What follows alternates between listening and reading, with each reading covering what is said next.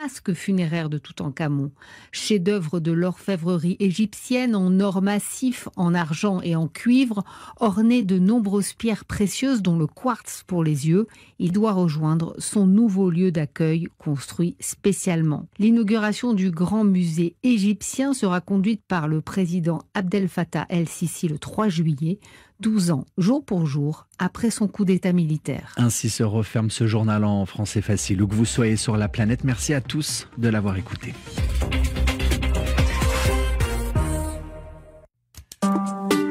La marche du monde, Valérie Nivelon.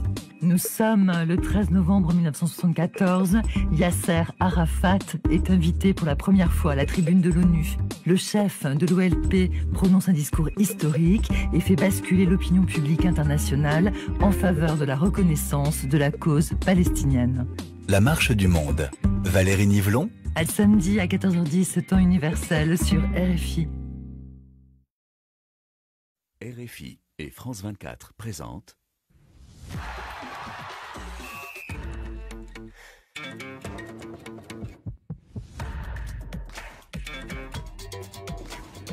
Radio Foot International, Annie Gasnier.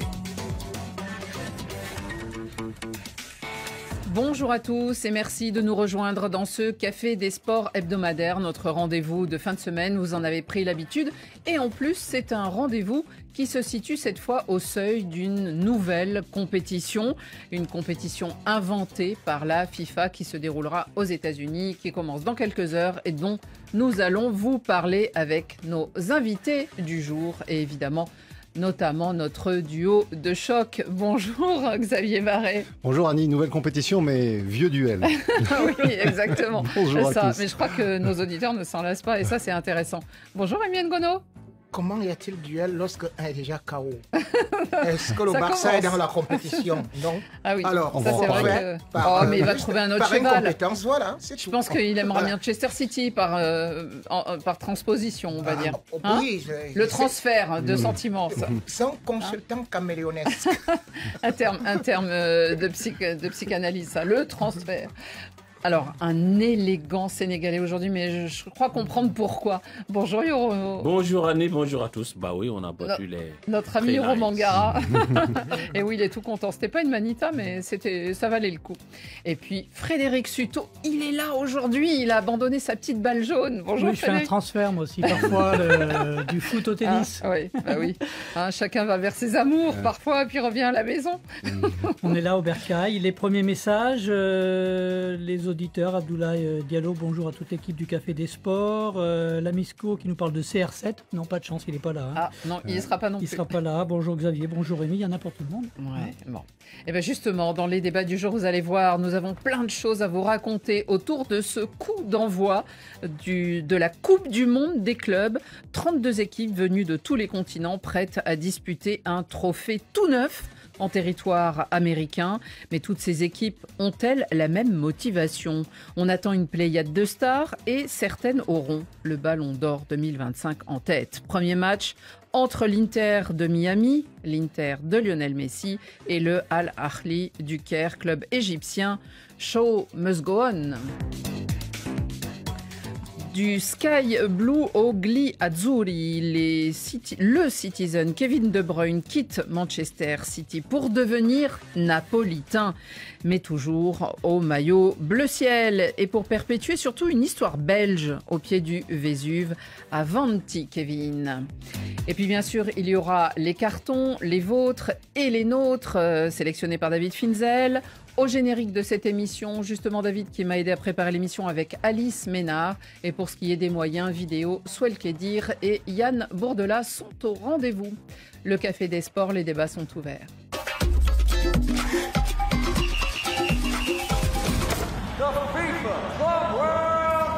Competition which will crown the best club in the world. To have games here in Seattle in front of our fans, it's going to be an incredible experience.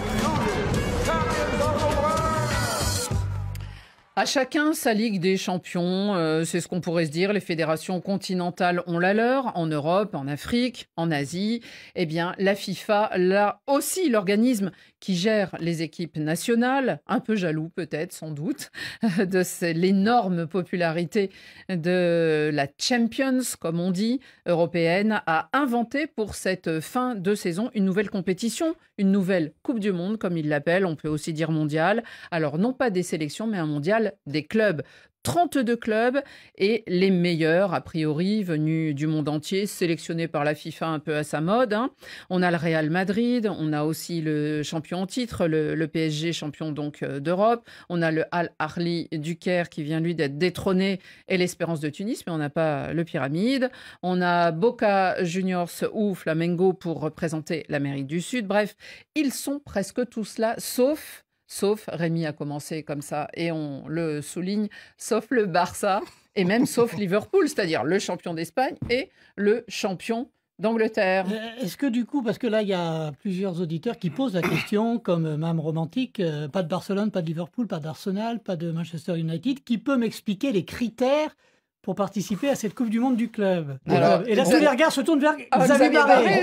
On a combien de temps? Non, mais en fait, cette compétition, elle a été montée un peu de bric et de broc par la FIFA pour des raisons d'abord mercantiles, des raisons de business. Et donc, ils ont commencé à faire leur casting en disant, voilà, on va prendre les champions de l'UEFA et de la CAF sur les 4 dernières saisons. Donc c'est pour ça qu'on a une espèce de péréquation. Voilà, c'est pour ça qu'on a Manchester City. De prendre les oui, à part que par exemple le Paris Saint-Germain, lui, il est qualifié parce qu'il rentrait aussi dans le quota des clubs européens les plus performants sur les dernières saisons, sachant qu'il y avait un plafond de 2 clubs par pays. C'est pour ça qu'il y a le Real Madrid qui a gagné la Ligue des Champions, et l'Atlético, qui était devant le PSG, devant le Barça quand ils ont fait ce classement l'année dernière. Mais du coup, il y a l'Inter Miami qui n'a pas été champion des États-Unis parce qu'ils étaient en tête de la saison régulière du championnat des États-Unis, dont ils ont été éliminés dès le premier tour de la phase finale. Et puis, mais comme il y a Messi, on a dit c'est bien de mettre l'Inter Miami. Donc c'est une compétition, une compétition à géométrie variable pour ce qui est des qualifications.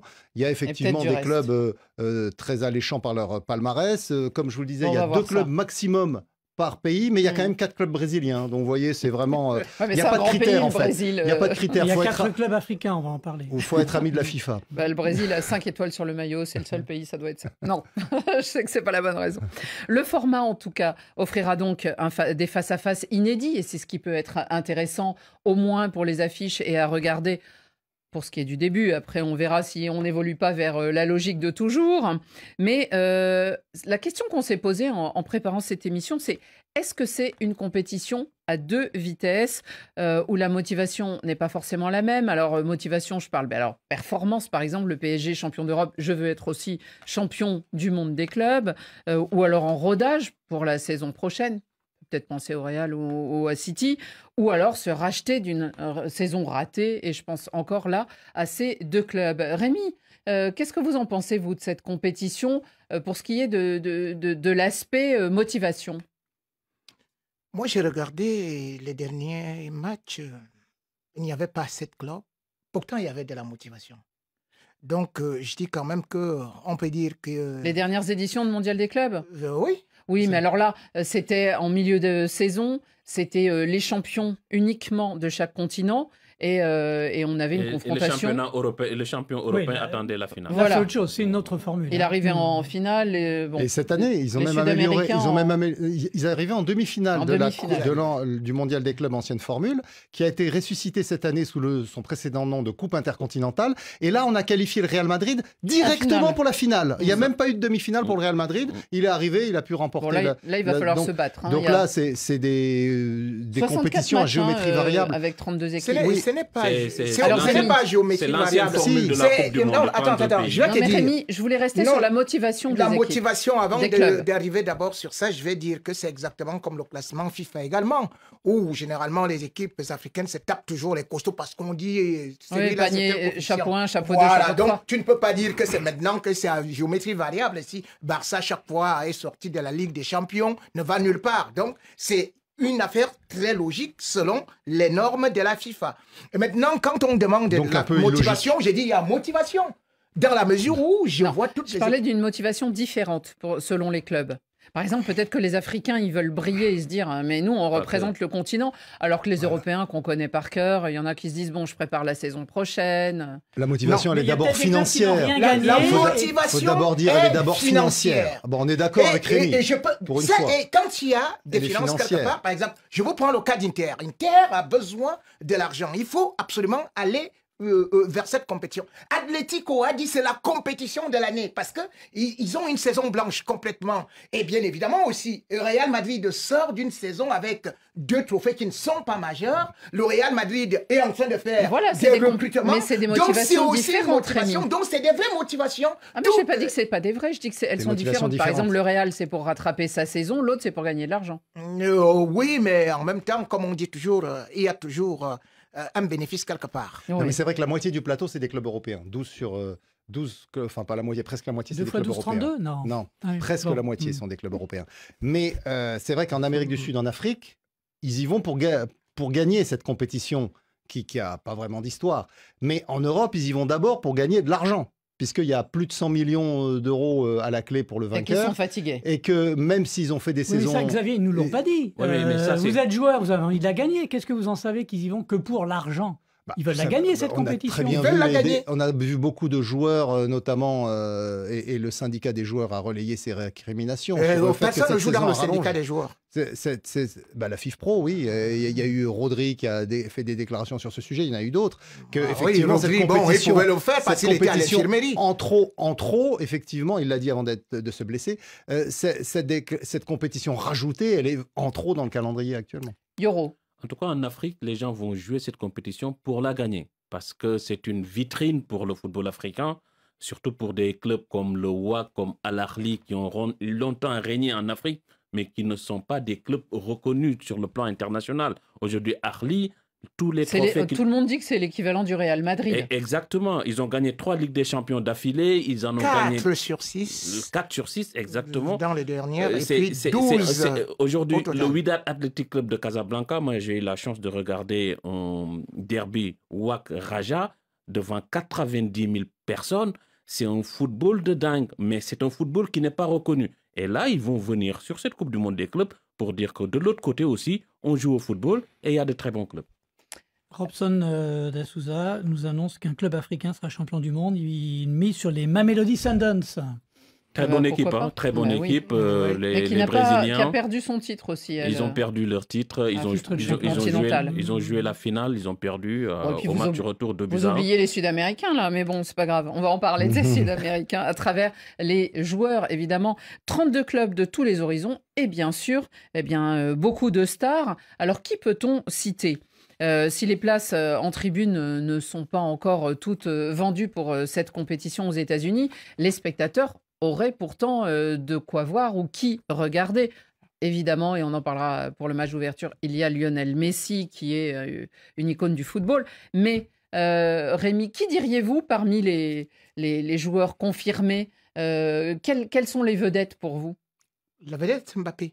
Il faut voir que seul le Real et peut-être aussi un club d'Amérique du Sud ont déjà fait le plein pour le premier tour de tous leurs matchs. C'est vrai. Quand vous parlez de Lionel Messi, Lionel Messi n'est plus une star là-bas. Puisque d'ailleurs, on se pose des questions, comment est-ce qu'ils sont arrivés là? Et vous voyez, ils viennent d'être battus à domicile 3-0. Et qu'actuellement, ils sont, je crois, 4e au niveau de la conférence Est. La saison dernière, bien évidemment, la saison dernière également, ils se sont fait sortir dans des playoffs. Et donc, ce n'est plus exactement ceux-là qui sont des stars. C'est aujourd'hui Mbappé qui est la star qui attire des gens. Moi, je crois qu'il y en a dans tous les grands clubs européens. Au Bayern, il y a Harry Kane. Vous allez au PSG, Ousmane Dembélé aujourd'hui est une star confirmée. Désiré Doué, il est sur la lancée des dernières semaines. Kvaratskhelia. Vous pensez, en gros, chaque club aura sa vedette. C'est franchement, tu es en train de dire ça, cela veut dire qu'à une certaine période, mais non, le PSG s'est découvert. On ne connaît même pas encore Doué.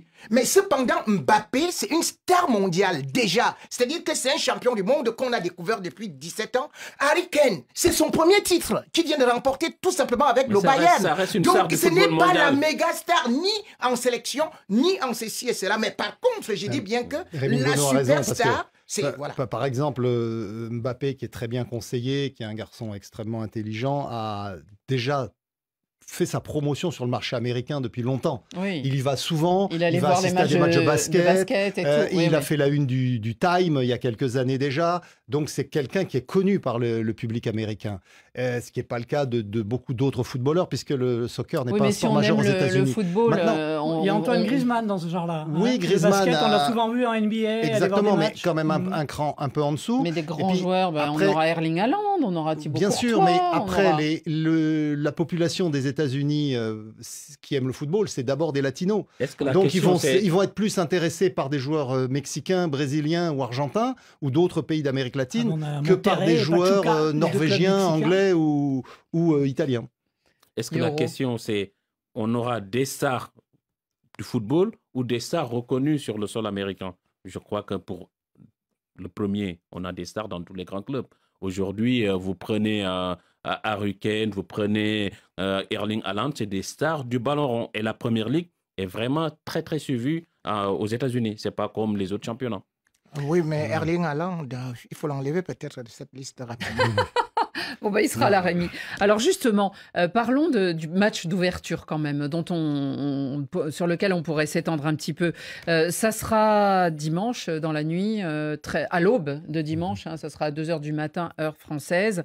Et ce sera avec l'homme aux 8 ballons d'or qui aura les honneurs de ce coup d'envoi. Ça sera sur sa pelouse en plus à Miami. Alors quel symbole!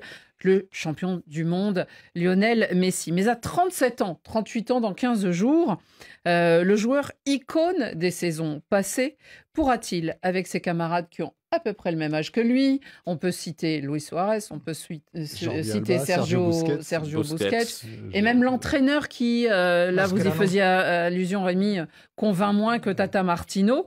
Est-ce que c'est une équipe convaincante et qui peut-être va se faire battre par une équipe africaine d'entrée? Il y aura sûrement plus de cohérence dans le jeu d'Al-Ahly que dans le jeu de l'Inter Miami, parce que moi j'ai vu quelques matchs d'eux ces derniers temps.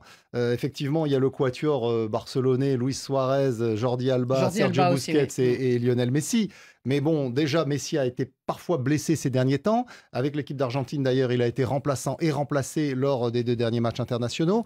Donc, il a 38 ans, vous l'avez rappelé, ou il va les avoir bientôt. C'est le symbole, en fait. Donc, en fait, cet Inter Miami, il faut rappeler que c'est David Beckham, le propriétaire. C'est un club de retraités. C'est un club surtout de showbiz. C'est un club de showbiz pour faire venir les stars qui habitent à Miami au stade pour créer un espèce d'engouement autour du club.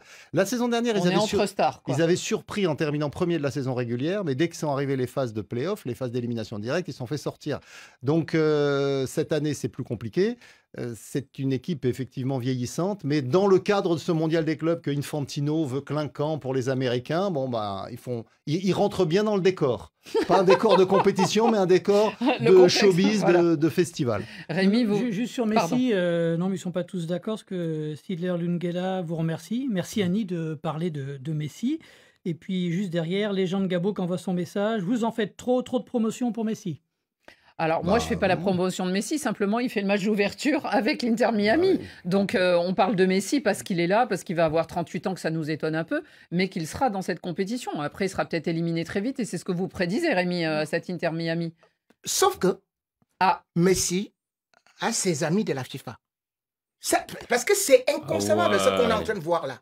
Parce que quand vous regardez d'ailleurs les équipes qui sont, les nations qui sont dans le groupe de Messi. Vous êtes un petit peu James Rodriguez. Oui, mais attendez, vous regardez quand même Porto. Porto, la dernière fois, c'est-à-dire que Porto, ce n'est pas un grand club européen, parce que Porto, vous vous souvenez, en Ligue Europa, ils sont sortis dès les préliminaires par la Roma. Quand vous regardez, par exemple, au niveau du championnat, dans leur groupe. Voilà, donc Palmeiras, ce n'est pas un grand club. Je crois qu'ils sont actuellement 4e au championnat brésilien. Oui, ils sont 4e. Ils ont gagné plusieurs fois la Ligue des Champions. Non, la dernière fois, c'était en 2021.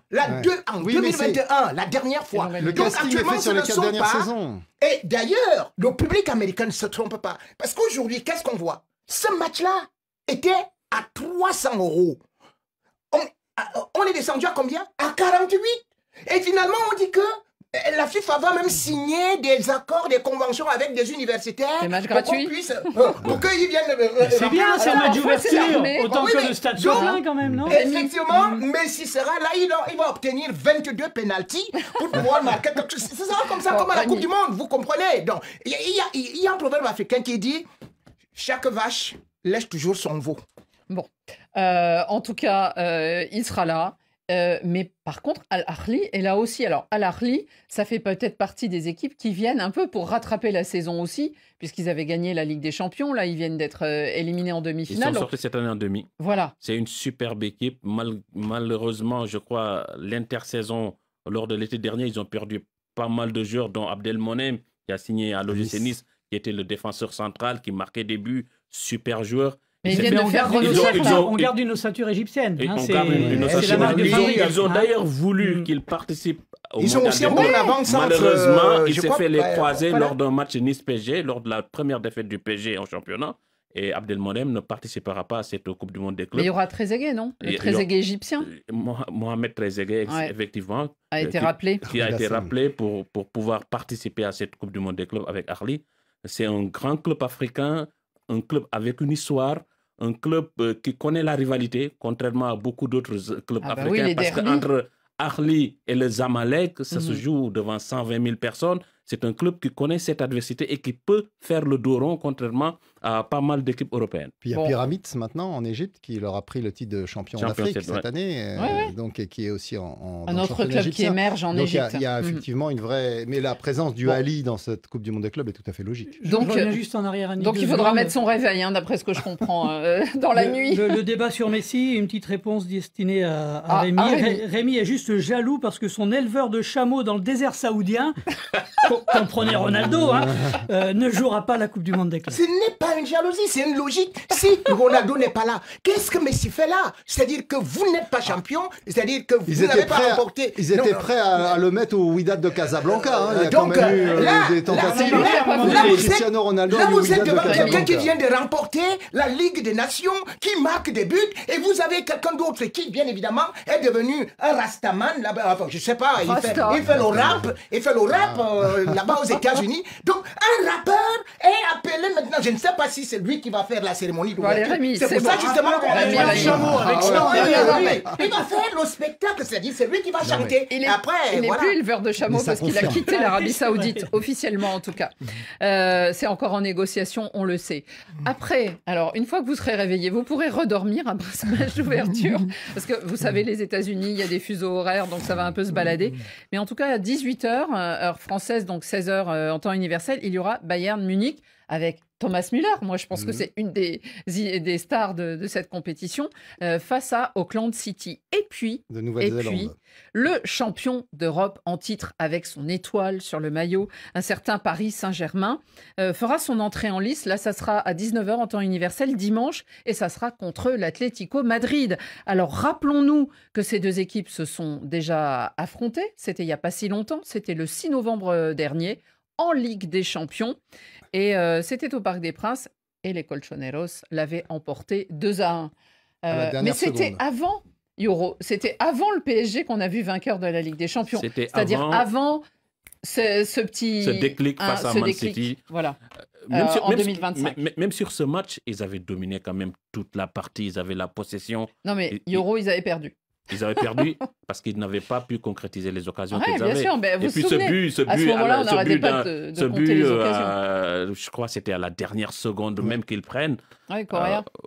Sur une ouverture de, Ouais. Griezmann. De Griezmann. Et depuis, on a retrouvé un Donnarumma flamboyant parce que je crois que le but qu'il a encaissé, il en a sorti après à partir des huitièmes, beaucoup plus difficile. Ça l'a secoué. Paris Saint-Germain a aussi depuis pris Kvaratskhelia et a laissé filer Colomboigny, donc ils ont des atouts offensifs. Qui sera là, hein, Colomboigny. Plus avec la Juventus. Juve. Alors qu'il doit revenir à Paris, mais cette compétition étant placée sur un mois, sur la fin de la période des contrats, il faut savoir que les contrats des joueurs s'arrêtent au 30 juin, les contrats de prêt de joueurs s'arrêtent au 30 juin, là, une compétition qui part du 15 juin au 15 juillet. Donc forcément, il a fallu négocier certaines situations. Le roi Sané, il a signé en Turquie avec Fenerbahçe. Il a été reprêté à Galatasaray. Il a été reprêté pour jouer la Coupe du Monde des clubs au Bayern Munich. Et Trent Alexander-Arnold qui était libre, le Real Madrid a payé une indemnité quand même pour que Liverpool le libère 15 jours avant la fin de son contrat pour qu'il puisse participer à ce mondial des clubs. Vous voyez, c'est un drôle de micmac. Rémi, est-ce qu'on aura une revanche du Paris Saint-Germain? Ils vont démonter l'Atlético Madrid, les Colchoneros? Je crois que quand vous Parce que là, ils ont rodé leur style eux aussi quand même. Ils ont rodé. Et on les attend. Et puis, il faut savoir que Luis Enrique, il est là. J'ai vu cette équipe d'Atlético se faire démonter par Benfica 4-0. 4-0. Atlético en Ligue des Champions. Oui, mais chaque automne. Donc, justement, quand vous regardez Atlético, ils ont commencé très bien la compétition. Et on se disait que c'est la super grande équipe. Ils avaient été battus par Lille.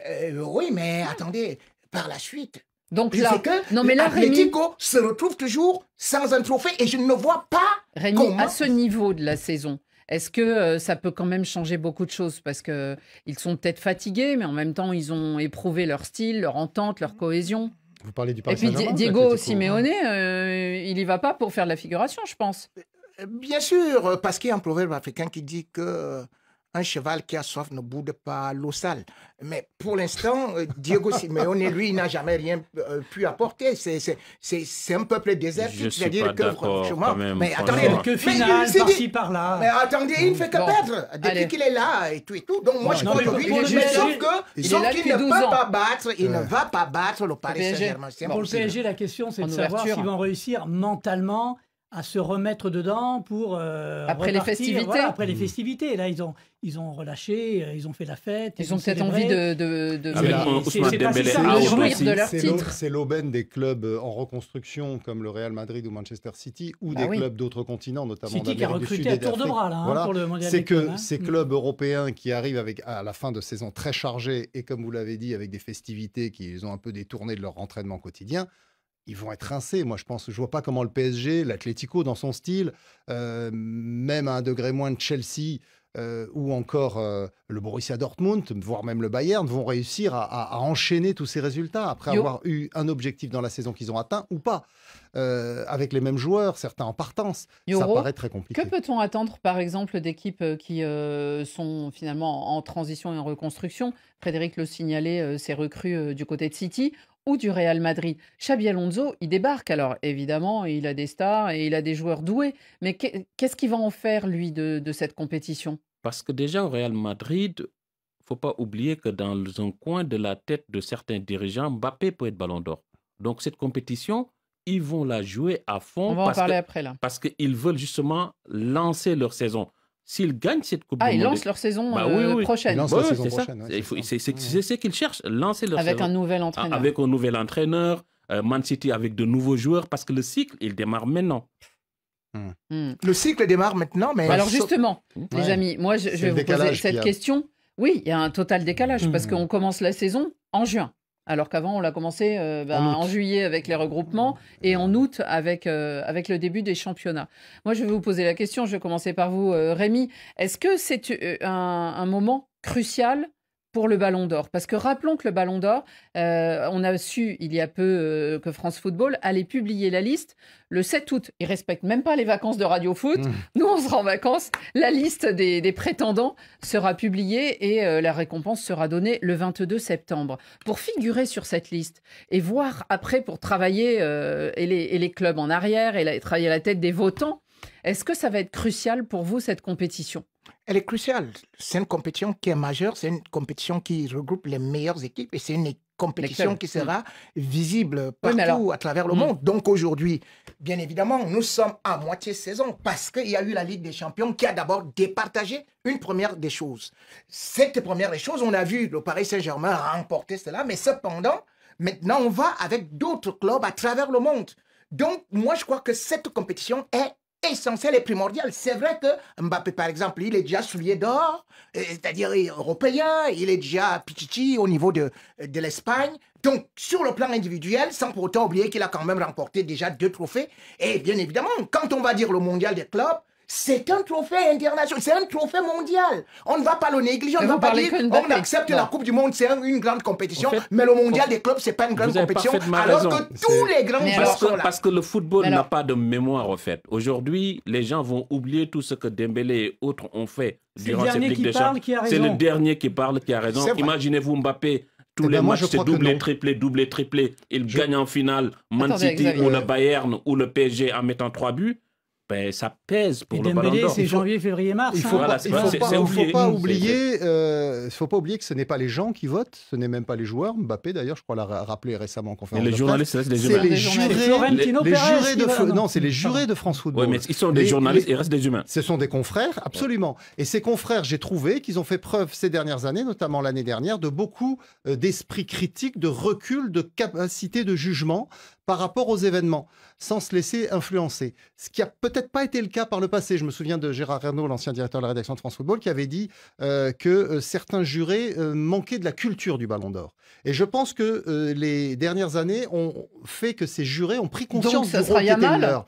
Alors, Yamal Ousmane Dembélé, pour moi, le match, il est là sur la saison qui Mais pourquoi s'achève. vous dites même ça? mais sur la Mais saison Rafinha, de la Ligue des Champions. mais Pour moi, le match- Rafinha est supérieur mais- à Yamal. Qu'est-ce que vous êtes Mais en train pour de moi, raconter? la saison et la sérénité que j'affiche contraste évidemment avec l'emportement de Mais Rémi c'est pas Ngono possible. qui roule pour un joueur du Real Madrid, quel qu'il soit. Il y a Mais j'ai quelques- dit Rafinha, il y a quel- il n'est pas il y a de- quel- du Il y a Real. quelques mois, c'était Public d'ailleurs, Vinicius, au maintenant niveau ça va du être Barça. Mbappé. Qu'est-ce que vous êtes en train de faire mais une publicité, c'est les jurés une du campagne? C'est les jurés du Ballon d'Or qui vont décider. Et ils sont suffisamment matures, ils sont suffisamment réfléchis pour savoir pour qui ils vont voter. Et Bon. c'est ça le Est-ce que système qui est À force de dire Est-ce que ici sur nos le auditeurs- plateau, tu influences. Tu influences les journalistes qui nous écoutent Rémi, partout en Rémi. Afrique. Oh, Yamal.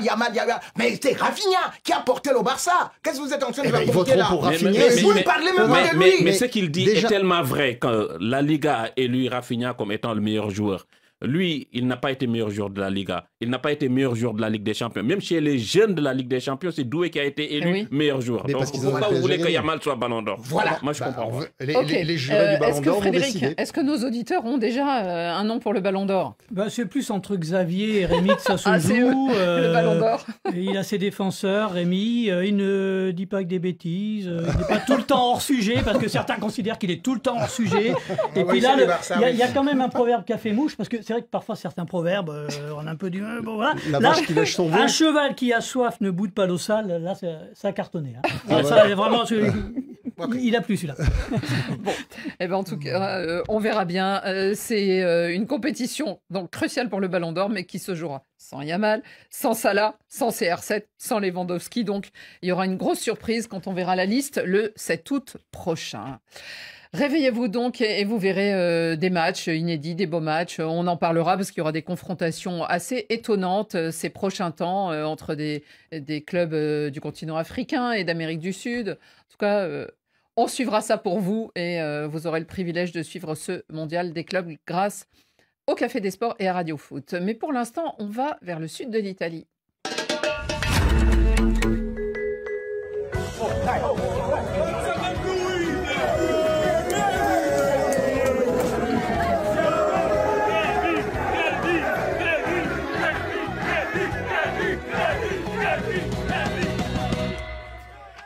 Kevin De Bruyne, le maître à penser du jeu de Pep Guardiola, quitte son club du nord de l'Angleterre pour le sud de l'Italie. Un citizen, bientôt napolitain, il suffit d'une réponse médicale pour qu'il change de club.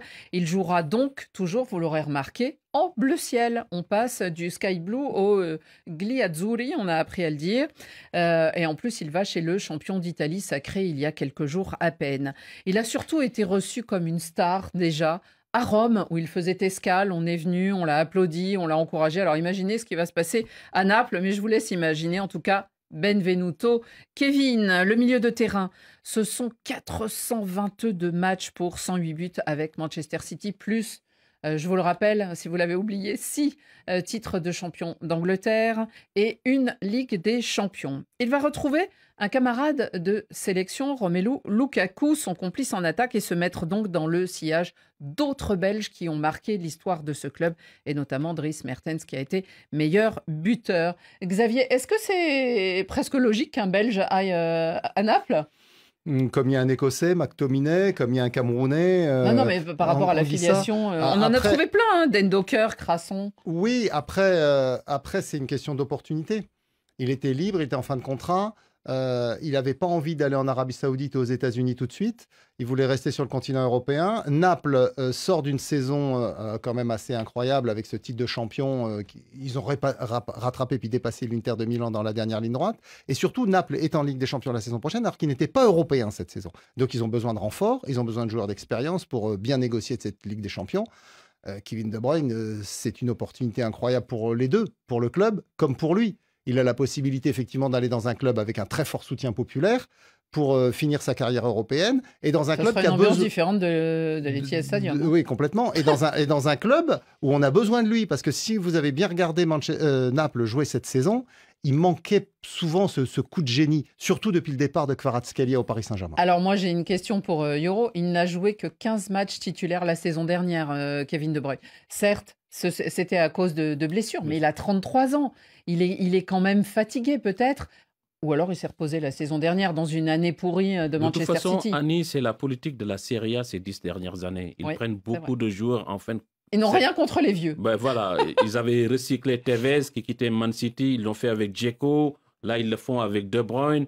Et souvent, non, puis les joueurs italiens, on a parlé d'Acerbi avec Milan AC, on a vu Pirlo très longtemps. Aujourd'hui, j'imagine un peu le milieu de cette équipe du Napoli avec Zambo Anguissa, s'il reste bien sûr Lobotka et lui, De Bruyne, ça va faire quand même une triplette extraordinaire. Après, là où j'ai peur... McTominay aussi. Ouais, il y a McTominay qui a été va s'entendre avec Lukaku. De Bruyne, Lukaku en sélection, ils en ont planté des buts. Mon problème, est-ce que De Bruyne sera compatible avec le football d'Antonio Conte, qui demande beaucoup d'énergie, qui n'a rien à voir avec celui de Pep Guardiola? Votre avis, Rémi, est peut-être un proverbe. Vous savez, j'ai toujours dit, je ne suis pas contre des joueurs qui ont un certain âge. La preuve, bien sûr, c'est que Cristiano Ronaldo évolue encore au haut niveau. Mais le problème, quand je dis toujours aux gens, c'est le domaine athlétique. C'est-à-dire que quand vous voyez le vieux Modric, il se blesse rarement. Or là... Parce qu'il joue rarement aussi. Non, il joue beaucoup. Même en sélection, tu as pu voir... Il est plus âgé que De Bruyne quand même. À 33 ans, il gagne la Ligue des Champions, Modric. Vous vous rendez compte, quand vous regardez Modric, cette saison... Vous vous rendez compte que sa blessure, c'est 44 jours. Et il est blessé où? Lésion du muscle fléchisseur. Et vous vous rendez compte que la plupart des buts... D'ailleurs, il a marqué des buts... Non, mais parlez-moi de Kevin De Bruyne, Rémi. Je parle de Kevin De Bruyne. Ah, le docteur Ngono a un diagnostic à donner. Non, je parle de Kevin De Bruyne. Le docteur Ngono est en consultation. Certainement 44 matchs. Et il est blessé sur le muscle fléchisseur, une lésion. Or, la puissance de son tir, par exemple, vous le connaissez, il a d'ailleurs marqué 35% de ses buts à l'extérieur de la surface. Donc, Pep Guardiola a vu qu'il n'a plus la puissance de ces tirs-là. N'oubliez pas qu'il sortait aussi d'une blessure aux ischio de 128 jours. Donc, quand un joueur de cette envergure-là va dans un championnat, tu viens de le dire, de le souligner, justement, en Italie, ça bagarre, ça bataille dure. Il faut une puissance athlétique, physique, il faut être en bonne santé. Bon, c'est vrai, il va faire de bonnes choses là, mais on dit, voilà. Le rythme de la Serie A est en dessous de celui de la Première Ligue. Il n'y a pas la même intensité, Rémi. Il n'y a pas la même intensité. Le bouc peut mentir qu'il est jeune, mais ses cornes le trahissent. Non, mais moi, je valide la démonstration de Rémi. Landy, c'est génial. De Bruyne qui part à Naples, parce qu'on a en tête tout ce qu'il a fait à City, mais pas cette saison, les années d'avant. Mais là, il donne plutôt l'impression d'un joueur qui est au bout du rouleau, qui physiquement n'y arrive plus. Il y a aussi le risque que ça fasse pchit, ce transfert. C'est pas gagné d'avance. C'est la grande question. Même si Légende Glado nous écrit, Kevin est un grand géomètre du terrain. Oui. Alors, ce qui est intéressant, ce qu'on trouvait intéressant en tout cas dans ce sujet, c'est que justement, pour l'instant, il n'a pas choisi l'Arabie Saoudite, où on a dû lui faire un pont d'or, on imagine, ou cette région-là, ou la MLS, où forcément, même s'il était allé à l'Inter Miami ou je ne sais où, on l'aurait accueilli aussi. Et ce dernier défi, c'est peut-être de trop, Yoro ? Moi, je ne crois pas, parce que pour quelqu'un qui aime le football comme Kevin De Bruyne, parce que son football... Qui a une vision en plus.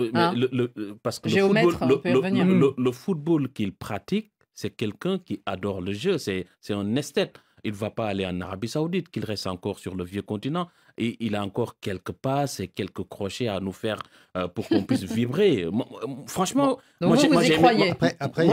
Je ne sais pas s'il va réussir, mais c'est un bon choix. Vous voulez y croire. Il ne va pas à Naples pour jouer contre Lecce, Côme ou Venise. Il va faire la Ligue des Champions. Il y va pour la Ligue des Champions. Et donc c'est Antonio Conte qui va devoir justement gérer son effectif pour que lors des matchs de Ligue des Champions, ces top joueurs, à commencer par De Bruyne, soient performants. Bon, on suivra Kevin De Bruyne. Il ne sera pas non plus au mondial des clubs. Hein. Non. Le Napoli n'y est pas, même s'il est champion en titre d'Italie. Mais bon, les invitations se font à l'avance.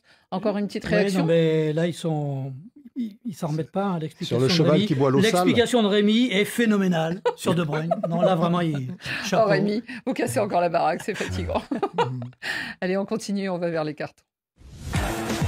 Carton jaune. Un carton jaune. Ouh là là là là, carton rouge. Carton rouge. Dans la confusion. Carton vert. Extraordinaire. Rien à dire. Et je vous invite à suivre avec attention cette séquence des cartons sélectionnés par David Finzel. Dès le premier carton, vous allez voir, on est dans une jolie ambiance. Bonsoir Café des Sports. Bonsoir Café des Sports. Bonsoir Rémi Ngono. Bonsoir Rémi Ngono. Bonsoir Maman Annie. Bonsoir Maman Annie. Bien, moi c'est Daniel. Mon carton il est vert. Vert comme la couleur des feuilles de ce table sur lequel nous sommes assis. Je suis avec mes filles et nous voulons adresser un carton vert à Cristiano Ronaldo. Les filles, tout le monde, Cristiano Ronaldo. Cristiano Ronaldo. Le meilleur joueur. Le meilleur joueur. De tous les temps. De tous les temps. Bien, Xavier Barré, tu vois, Cristiano Ronaldo, c'est le meilleur joueur de tous les temps. Même les enfants le reconnaissent. Et les filles, tout le monde répond, bonne émission à vous. Bonne émission à vous. Pincez tous vos courroies, frappez les balles à fond. Le lion rouge a rugi. Bonsoir, bonsoir, il y a du foot international. Moi, c'est Ousmane Kamara, Sénégalais vivant en Guinée-Conakry. Je donne un carton vert au lion de la Teranga. Imaginez, première nation africaine à battre l'Angleterre. Ah, quel match. C'est Bassir Thiam depuis les États-Unis d'Amérique. J'adresse un carton vert au latéral gauche des lions de la Teranga, El Malick Diouf. Wow, frère, tu nous as émerveillés par ton talent, ton débauché, tes centres millimétrés. Franchement, on est content. Continue sur cette lancée et Inch'Allah, bientôt tu vas signer en Premier League, peut-être à Brighton. Mais ne baisse pas les bras, frère. Franchement, chapeau. Salut Radio Foot. Moi, c'est Shadrack Assongo depuis Lubumbashi. Carton vert aux léopards qui ont battu en amical les Aigles du Mali et les Madagascar. Notre objectif, c'est la Coupe du Monde. La RDC revient. Salut Café des Sports. C'est Diallo Yagouba Parawol depuis Parawol Win Toussoukou en Guinée. Pour cette semaine, je donne un carton vert à toute l'équipe du Portugal pour leur victoire en Ligue des Nations. Et surtout à Nuno Mendes, qui a fait passer à Lamine Yamal une soirée cauchemardesque dans cette finale de la Ligue des Nations. Je leur souhaite une bonne chance pour la suite. Merci. Bonjour Radio Foot, c'est Emad Badjata depuis le Congo-Brazzaville. Carton vert à Mamadou Sakho d'avoir dénoncé le manque de soutien des consultants français, des journalistes français, des anciens joueurs français envers Dembélé. Quand on regarde la saison 2004-2005, mais Dembélé est au-dessus de tous les joueurs. Il a réalisé une saison magnifique. Il a pratiquement tout remporté, tout. Mais on ne comprend pas comment il n'y a pas de soutien. Bonjour Radio Foot. Bonjour Rémi Ngono. Je m'appelle Ngoï Ravi depuis Congo-Brazzaville. Je donne un carton vert à Nuno Mendes pour sa finale de la Ligue des Nations. Il a été élu homme du match, un but et une passe décisive. Au revoir et à bientôt. Salut, c'est Barsouleymane Dongoltouma depuis la Mauritanie. Aujourd'hui, je donne un carton rouge aux autorités guinéennes d'avoir refusé le rassemblement de Sili national pour le trêve international en soi disant que ça n'a aucune importance, c'est une gaspillage d'argent. C'est honteux. Vraiment, carton rouge à eux. Le Sili national appartient aux Guinéens. Salut le Café des Sports, c'est Tefaya Banané depuis Aix-en-Provence en France. Je donne un carton vert foncé à Luis Enrique pour son succès avec le Paris Saint-Germain. Il y a encore un an, quand on lui a posé la question sur ses choix, Il a répondu que vous ne pouvez pas comprendre et on lui a traité des coachs arrogants et orgueilleux. Aujourd'hui, le résultat est là. Bonne carrière à lui avec le Paris Saint-Germain et bonne émission à tous. Bonjour Radio Foot International, moi c'est Yannick Missibé, un centrafricain depuis le au Togo. Aujourd'hui, je donne un carton vert à tous les réalisateurs et les présentateurs de Radio Foot International pour votre magnifique travail. Et je suis très content de vous. Et Madame Annie, vous êtes en train de rendre ma mère très heureuse. À chaque fois que vous êtes sur le plateau, ma maman va refuser d'aller aux cuisines pour préparer pour nous jusqu'à ce que l'émission finisse d'abord avant qu'elle parte préparer pour nous. Vous êtes en train de rendre ma mère très heureuse et je suis content. Et bon boulot et bonne continuité à vous. Bon ben, j'en profite pour embrasser toutes les mamans qui aiment regarder l'émission. Et puis s'il veut aider sa maman en cuisine, eh ben, il a le droit aussi, notre auditeur. Bah, il aime peut-être le foot. Hein, ouais, je crois qu'ils aiment tous le foot là, et c'est fantastique. Au Togo et ailleurs. Moi j'ai bien aimé le carton contre le Chili, parce que c'est vrai que de ne pas organiser des matchs amicaux alors qu'il y en a d'autres qui ont remporté des matchs ou qui en tout cas se sont essayés à ça, c'était très bien. Les cartons, on va commencer par Rémi parce que je crois que c'est le plus méchant aujourd'hui. Rouge. Avec Rémi. Rouge au FC Barcelone. Vous vous rendez compte que le Real a déjà enregistré des joueurs, tous les clubs enregistrent les joueurs, mais Barça, c'est qu'on a dragué tel, on a fait bisous à tel, on a encore voulu faire l'amour à tel, et finalement aucun joueur ne vient. Et cependant, qu'est-ce qu'ils sont en train de faire? Ils disent que pour qu'ils puissent recruter des joueurs, ils doivent se débarrasser de leurs propres joueurs encore. Ter Stegen part, il ne part pas, il refuse. On chasse Ansu Fati, Monaco il dit seulement que repart là-bas chez toi. Il chasse encore tel autre. Il y a un gars qu'on appelle Oriol Romeu. On ne savait pas si là où on a pris cet ancien combattant. Lui aussi ne part pas. Donc finalement, le Barça se retrouve avec les mêmes joueurs qui sont dans le même effectif et il cherche maintenant à tabasser des joueurs pour qu'ils quittent le club. Comme le dit un proverbe africain, fouette l'âne pour qu'ils réfléchissent. Sauf que Rémi, le mercato, il va durer pour le Barça puisqu'ils n'étaient pas pressés. Vu qu'ils oui, puis ils sont quand même champions d'Espagne, vainqueurs de la Coupe, demi-finalistes de la Ligue des Champions. Oui, bon, c'est vrai. Allez, il n'est pas si mauvais que ça, l'effectif. On vous accorde ça. Jaune, ouais. Oui, jaune à l'Arabie Saoudite et aux dirigeants du football saoudien qui ont voulu faire un championnat avec plein de stars venues d'Europe, d'Amérique du Sud, d'Asie, de partout, et qui ont oublié leur équipe nationale. Moralité, la sélection de Hervé Renard a été battue à Jeddah en match de qualification. Qui avaient battu l'Argentine. Oui, ouais. Ils ont été battus à Jeddah avec 10 joueurs dans le groupe sur les 16 alignés qui étaient à la Coupe du Monde, donc qui avaient joué contre l'Argentine notamment.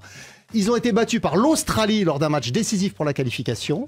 Et donc, ils se retrouvent en barrage. Ils ne sont pas complètement éliminés, mais ils se retrouvent en barrage pour la prochaine Coupe du Monde, alors que l'Australie s'est qualifiée. Parce que tout simplement, quand vous regardez ces joueurs, aujourd'hui, ils jouent pratiquement plus dans les clubs saoudiens. Il y a 8 étrangers.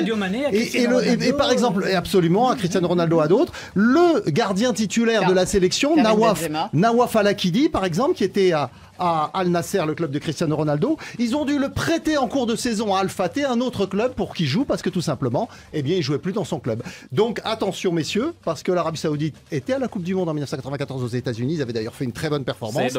Ils y seront peut-être pas en 2026. Ouais, mais ils y seront en 2034 apparemment. Ouais. Il y a du travail. Yoro, la couleur de votre carton? Vert. Vert comme la première couleur de notre drapeau national pour les Lions du Sénégal. Première nation africaine à avoir battu l'Angleterre avec la manière 3-1, Rémi. Vous savez, nous sommes le pays de l'équité. On était face à 3 lions, les Three Lions, et chaque lion a eu un but. Ça fait 3-1.